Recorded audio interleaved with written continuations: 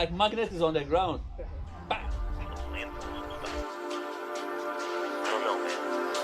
It keeps me on the move.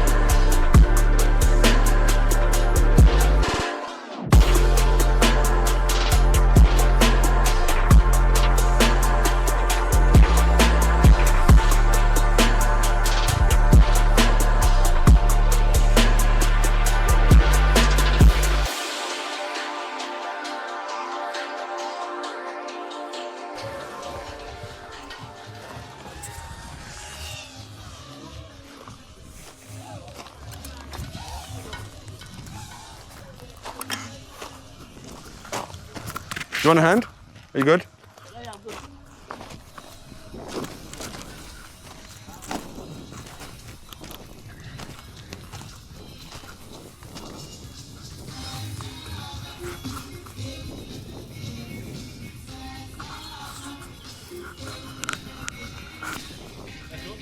Let's go.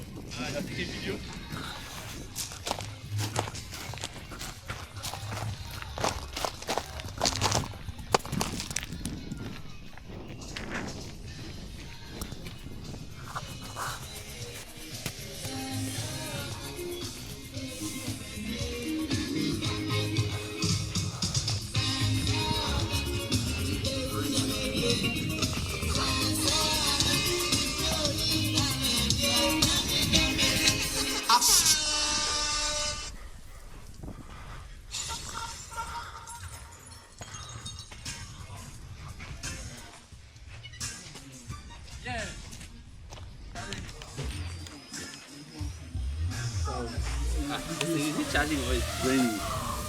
What was it? Yeah, it was 74. Then it went to 80. Did you tighten it?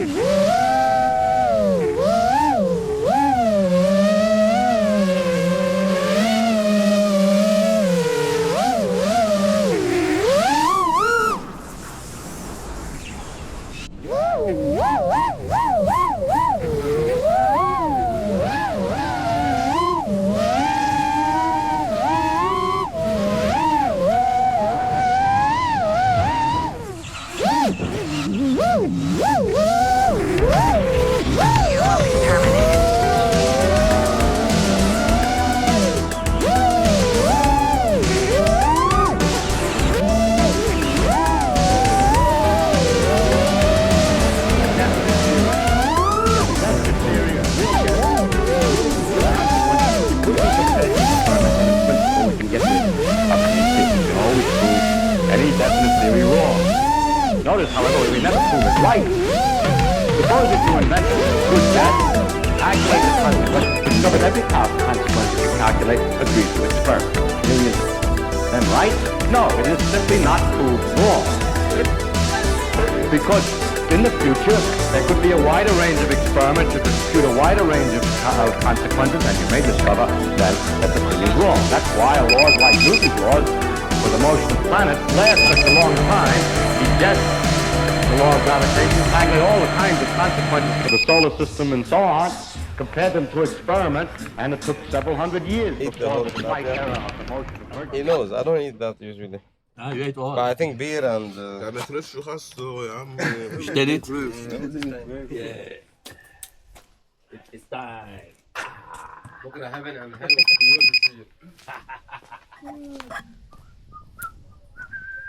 Tell me, I'll tell him ask Chris like home where You brought back my memories. Oh, it's mine.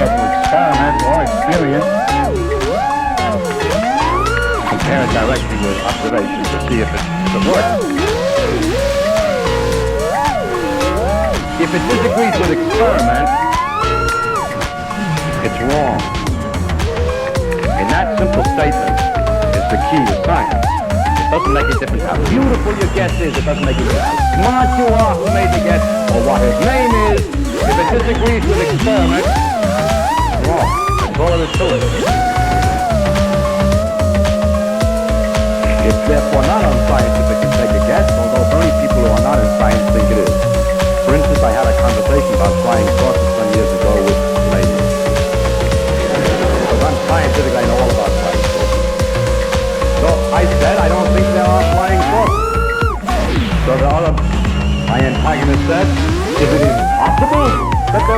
forces, can you prove that it's impossible? I know I can't prove it's impossible.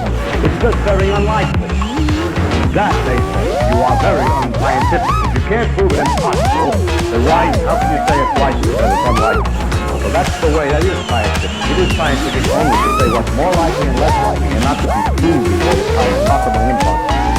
To define what I mean, I finally said to him, listen, I mean that from my knowledge of the world that I see around, I think that it is much more likely that the reports of flying saucers are the result of the known, the irrational characteristics of terrestrial intelligence rather than the unknown, rational efforts of extraterrestrial intelligence.